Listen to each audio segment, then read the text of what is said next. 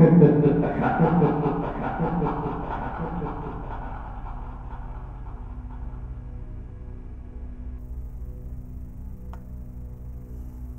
am I doing this?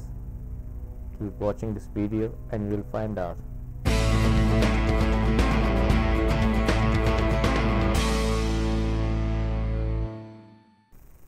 So, in my last video I posed a question to you guys about Photoshop, whether it's okay to use Photoshop or not in photography, and I got many mixed reactions from you guys. Some said no, it's cheating, some said it's fine, some said it depends on what you want it to use for. I agree with some of them and I not so much with the other ones, and I thought about it. Why do some agree and some don't? What's the reason? What I realized is that it's not so simple or straightforward to say that using Photoshop is cheating. I don't think it's just defying the art of photography. I've realized that a lot of new photographers, me included, when I was new, I'd made the same mistakes. And you look at your mentors and you think, wow, his photographs look so good. And you try to copy them. You hear them saying, I don't use flash. No, I don't use flash. A lot of times. This is one of the points which I have often heard from the new photographers. They often say, oh, no, I don't use flash. No. As if using flash is a sin. But tell me one thing. Have you ever seen a professional photographer without flash? Ever? I don't think you have. They even have flash on their camera when it's sunny outside. For what? And when you don't see them using flash, try taking the same photograph as they do, and I can guarantee that your photograph will not be as good as theirs. There is a reason behind it. Because as a new photographer, you obviously lack experience and knowledge, which every new photographer or every student has. I mean, if you are a professional photographer, you have experience, you will know your camera inside out, the settings, what you need to do with the camera to get a particular photo. But if you just put the camera on automatic setting, I don't use flash, try taking a photograph in a cloudy day, on a cloudy day, and or in dark conditions or in low light conditions, you won't be able to get a same result as anyone who has more experience. So I just thought maybe I'll discuss or share some of this information which was shared to me by one of my very dear friends who is now a professional photographer, Prashant. He told me this long time ago and it helped me a lot to understand what photography is, what photograph is, and I still use that. Of course, I am not an authority on professional photography or in any kind of photography. It's just a hobby and I enjoy doing it. I use all different sources which I can to make a picture. I don't take a picture, I make a picture. There's a difference.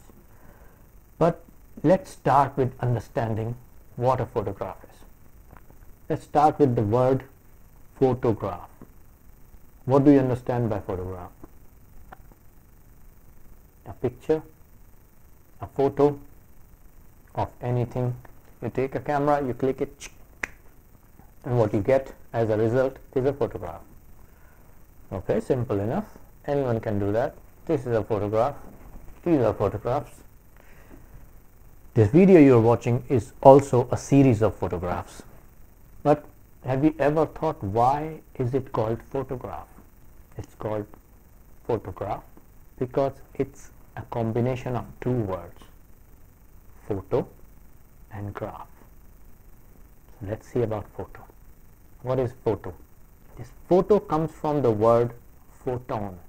Photon is the name for the light particles. Photons are the light particles. So that's there. And the graph is the representation of a certain data on paper or on any visual form. So the combination of photons and the graph together made photograph. So what does that even mean? It means that a photograph is nothing except depiction of light on paper.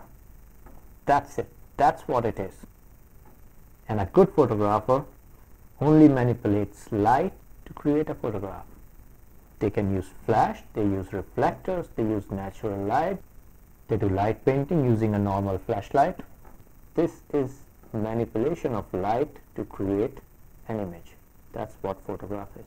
Nowadays, all the cameras are very advanced. Not only DSLR, nowadays even digital cameras have all these features which allow anyone to control the amount of light that enters the sensor of the camera. And it's the amount of light which enters the sensor is what your photograph is. If it's too much light that's entering there, it's going to overexpose your photograph. Too less light is going to be underexposed, and just the right amount is called correct exposure. So how can you control this?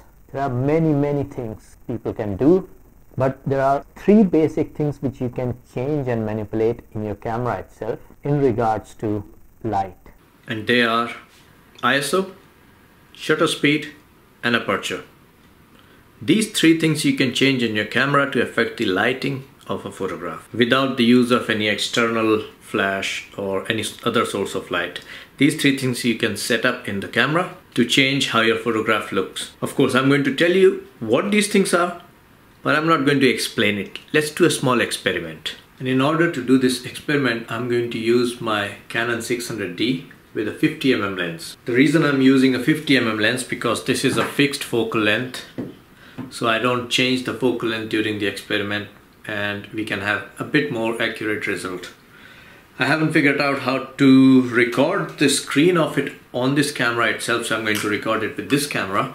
I'll show you in a minute. We are going to go one setting at a time. For example, when we look at ISO, we're going to have the aperture and shutter speed fixed, and when we check the other one, we're going to have the other two fixed, so you understand exactly what difference does it make when we change the ISO, how does the photograph look, and when we change the shutter speed and the ISO remains same, or when we change the aperture and the other two remains the same, what difference does it make to the photograph? Explaining it, I'm not very good at it, so let's get on with it. I'm using some of my son's small friends here. I hope they're going to help us in understanding this. So let's get to it. So this is the screen of my camera. As you can see, I'm shooting in manual mode.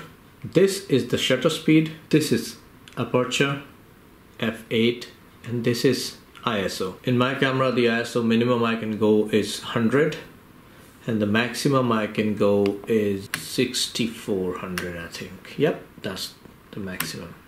So let's see how it looks at the moment with these settings. I would change the f-stop to 11 maybe. This is the shutter speed, that means 1/200th of a second. And when we turn this screen on, we don't see anything because it's so dark. So keeping the f-stop at f10 and ISO at 100, we are just going to increase the shutter speed. Till now we saw that the screen was completely dark. Let's come back a bit, 1/60th of a second, and we still don't see anything because we are shooting in artificial light. There's no daylight, no sunlight, no nothing. So let's see, we go a bit back. This is 1/4 of a second. Well, we've started to see something. I'm just going to do it on screen here. See here on the bottom, you see this second time as it increases. Now it's 1 second. As the time increases, you see there's more light coming into the photograph, more and more. So this is the f-stop here. 5-second exposure, aperture at f10 and ISO at 100. This is the setting now. So what we are seeing here is as you increase the time of shutter, more light is going to enter your photograph. Focus you can change as you wish. Focus is not the subject of this video, so we're not going to delve into it. Let's keep him here. So focused, that's the policeman. So now we know as we increase or decrease the time, the light increases and decreases. So if you want more light to enter, you need to increase the shutter speed. No, decrease the shutter speed. That means your aperture has to be open for a longer period of time. But if you are going to leave your camera's aperture open for a longer period of time, you're gonna need a tripod or something to sit it on so you don't shake it. Because if you're shaking it, you're not going to have a very sharp photograph. So that's that. Now let's go on to the other point. That's the aperture. Now, what exactly is aperture? Let me move this camera away and I'm going to talk to you about aperture now. So what is aperture? Every lens has aperture with different degrees of opening. So what exactly it is? It's that curtain that opens up and closes to take the picture when you press the shutter button. How do you know how much it's going to open? That's depicted by the f-stop, which you see on this back of the screen, f/2.8 or f/11 or whatever that's called. And it looks a bit like this. So this is the aperture and that's the aperture value. So if you see lower the value is, more the aperture is going to be open. Higher the value, it's f/16, so it's actually a lower value. And this one is a higher value. So that's how you can see the difference. And you see when you have this, you know it's going to be open a bit more and there's going to be more light coming on. Whereas when you have, for example, f/16, this is going to be very small opening and very small amount of light is going to come inside. So this thing you need to keep in mind when you're changing the aperture value, and that's how it's going to work. So not all lenses have this ability to open up so wide. Some lenses have only from f/5.6 till f/11 or anywhere else, depends. And that's what makes a lens expensive or not so expensive, depending on their ability to have a bigger range of aperture openings. How does it work? I have no idea. Now let's see on the camera how it changes the photograph's light. We had left this photograph like this. It's looking quite bright and we were looking at the shutter speed, which is at the moment 6 seconds. That means when I take a photograph with these setting, leave the shutter open for 6 seconds. Let's see how it looks. That's going to be open for 6 seconds. For that long, you're not going to see anything on that screen. And now the photograph comes on. Let's see. Yeah, it's working. It's a slow. Now that's the photograph it just took. Now let's see how it will look when we leave the timer at 6. I'm just leaving it at 6 seconds because otherwise we won't be able to see anything on the screen. And let's go to the aperture and make it a bit bigger. So this is f10, okay? If you see on the bottom, this f-stop setting is going to change. 10, see, as it's opening more and more and more, the light is getting brighter and brighter and brighter, because if you remember the diagram, smaller the value, more light is going to come in. See, it's getting brighter. 2.8, 2.5, 2, 1.8. It's completely overexposed. It's completely useless photograph right now. But this is just for the sake of showing you how it's going to affect the lighting of the photograph.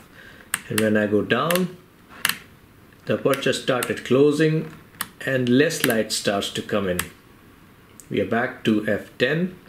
We can go further, f11, f14, that means the aperture is closing down, f18, even darker, 20, even more dark, 22, darker. That's the maximum this lens goes to. So that's how aperture is going to affect the photograph. I'm going to leave it at this and we're going to go to ISO. Now here you see ISO is set at 100. This is the minimum what I have. So how does ISO work? Lower the ISO is, cleaner your photograph is going to be, but also darker. So for example, if this ISO is at 100, our photograph looks like this. Let's go to 200. Do you see the difference in the lighting?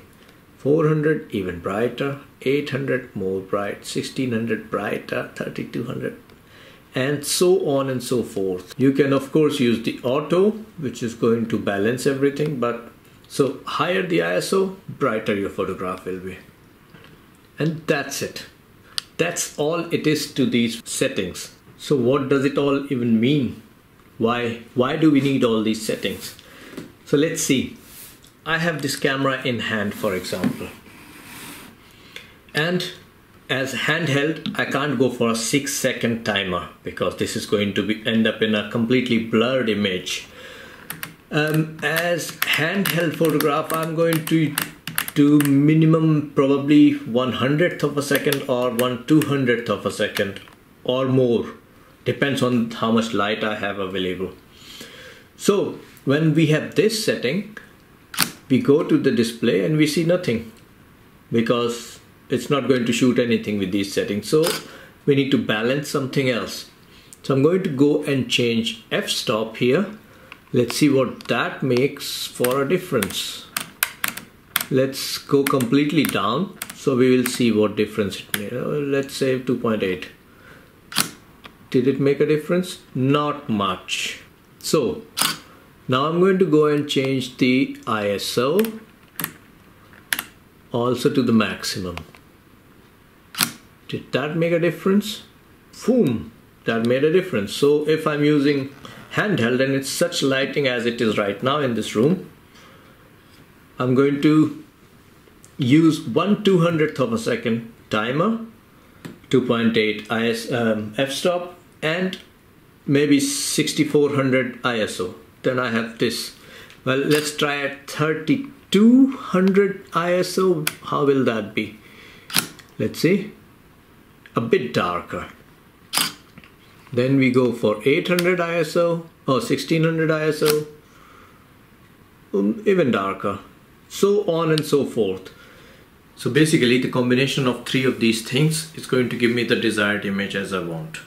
I hope this has helped you a little bit to understand what these things are and how can you use them to make better photographs, and why do people do what they do. I mean, using Photoshop only of course is not good, but knowing your camera, how it works, how the lighting works, how you can combine these things together to get a better photograph, or in my opinion a piece of art.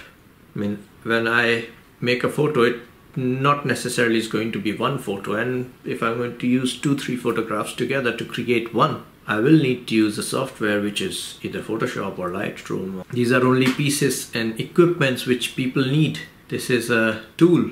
So I hope you learned something from this video. If you did, please don't forget to give it a thumbs up. Let me know what else I can make videos on. If I could, I would. Of course, I can't promise, but I will try. I hope you like this video. If you're new here, don't forget to subscribe. My name is Avi, and you are watching Colors of Light. Bye-bye.